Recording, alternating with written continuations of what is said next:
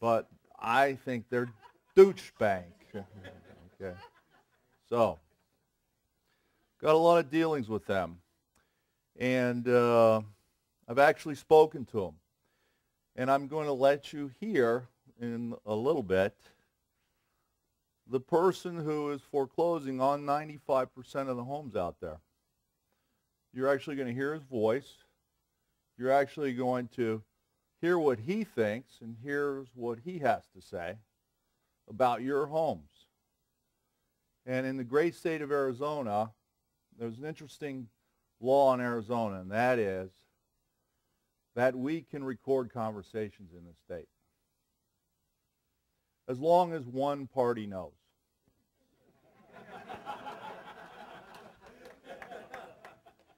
And that one party knows that you're being recorded.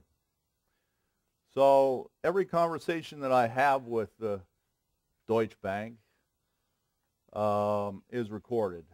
And it's recorded for several reasons. One, for discovery purposes, and also for groups like yourselves. I want you all to hear what they have to say, because I can't explain it in my words.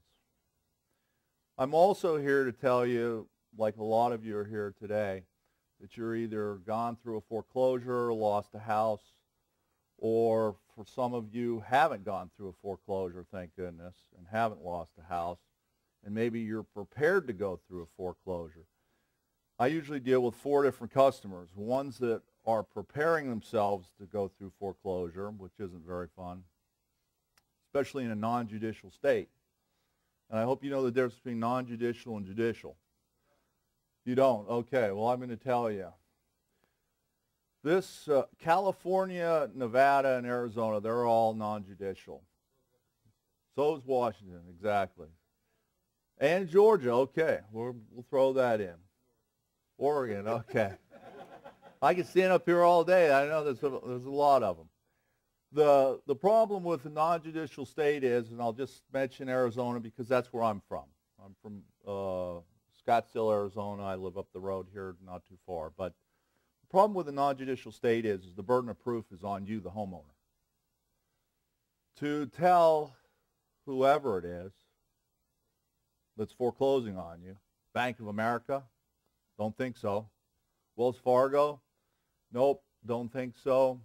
Wachovia? No, I don't think so. But you all have the burden of proof of proving to them that they have what's called standing. And unfortunately, it takes money, or in some of your cases that you're doing on your own, the ability to put a case together and show it in front of a judge and file that case properly. So we do pay for this sun up here. This is not a very friendly state to live in when you own a home. And I can tell you that I had worked at IndyMac Bank for 12 and a half years, and I knew that this would happen in 2005, unfortunately. And some of the loans you might have, I might have been responsible for putting into what's called an MBS or an ABS or CMO. It's basically a security. So I'm sorry. But there is help around the corner here for you. And I'm going to show you how to get that help. When you get served for a foreclosure notice, or you are in a non-judicial state, New York, though, on the other hand, is a great state. They've had some great rulings. They are judicial. There's some great judges there that do understand the process of either formulating the documents by these mills, I call them, or basically I believe that the attorneys that are involved with these also are complacent in putting these documents together.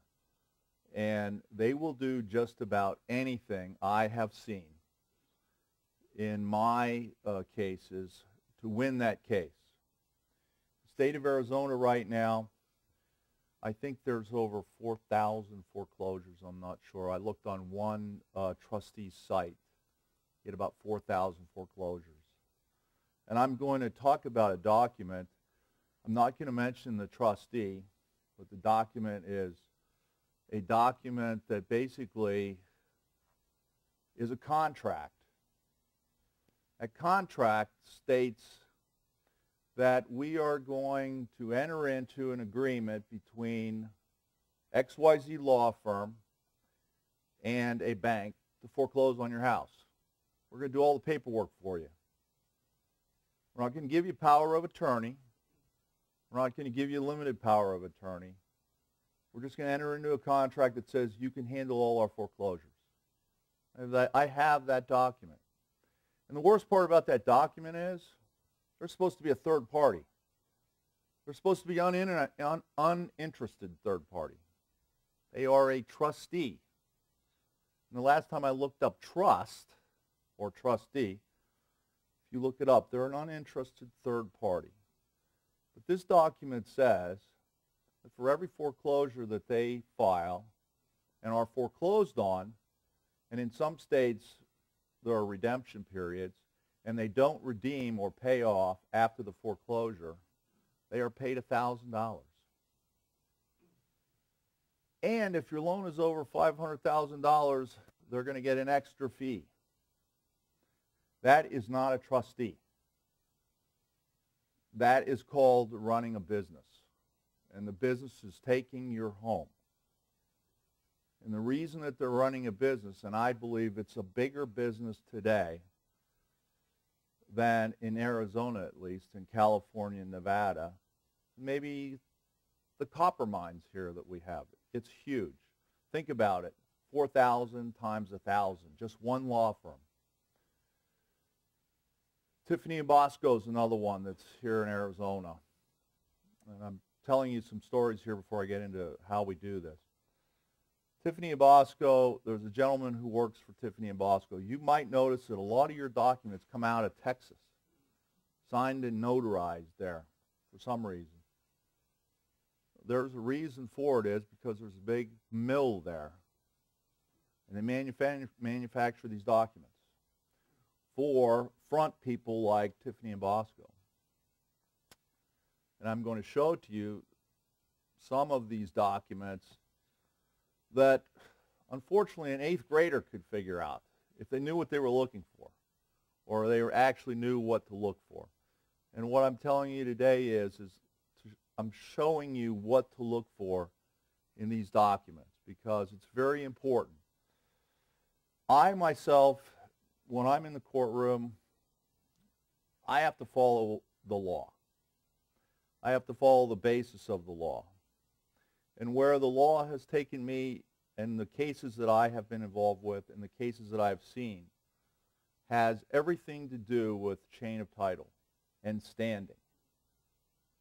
And that's very important because there isn't a judge that if you can, in fact, convince why a Bank of America employee is standing over here fighting over your foreclosure, I can tell you today, he's not supposed to be there. He has no interest in that loan. Your loan is in a trust. And working in the banking industry for over 30 years, I can tell you, there is not one bank that holds instruments for 30 years. It's impossible. They do not do it. You have a 30-year fixed mortgage. They don't hold that instrument and portfolio it into their bank. What they do is they put it into a security. And they make money on that security by selling that security. So in essence, they're probably selling the loan a couple of times. I kind of look at it from a standpoint of somebody making sausage.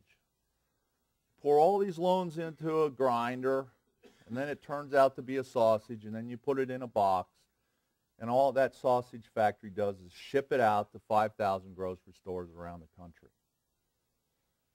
That's where your loan's at.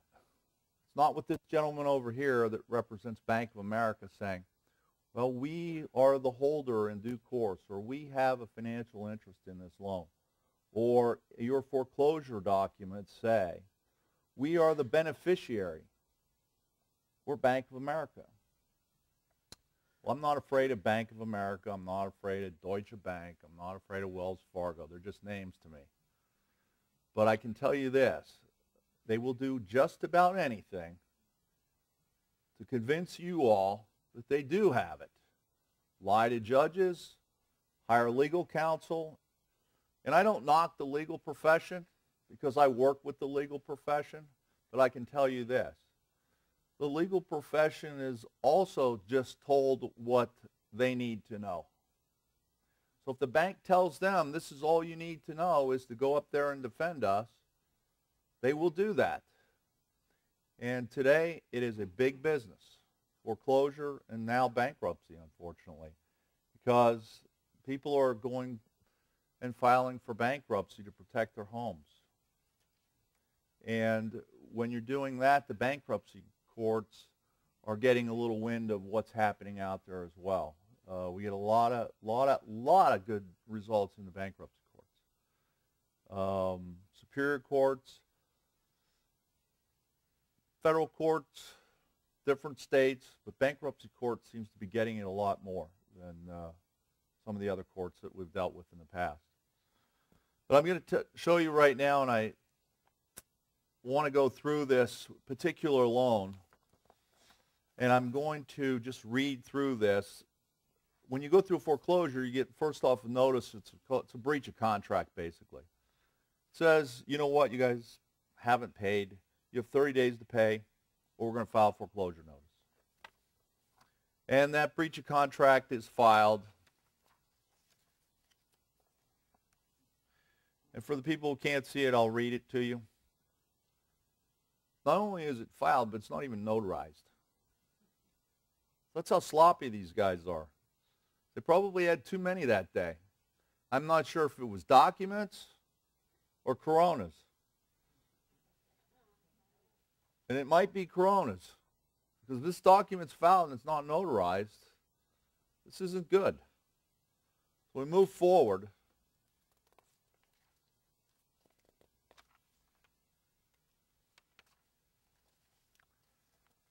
And these are my old arch nemesis or my former employees, IndyMac Bank. As we all know, it was the largest, biggest bailout of the FDIC.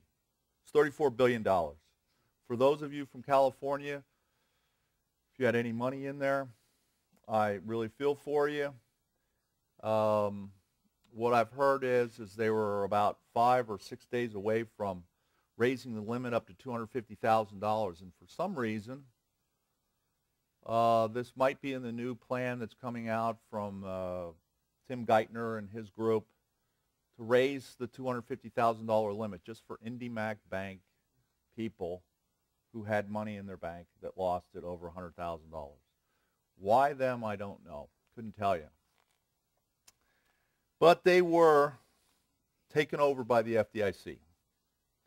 And when you have a bank that's taken over by the FDIC, and if any of you are involved with banks such as Wachovia, okay, IndyMac Bank, FSB, those types of banks that have been liquidated by the FDIC, you have to understand that once they are liquidated, the FDIC owns the assets.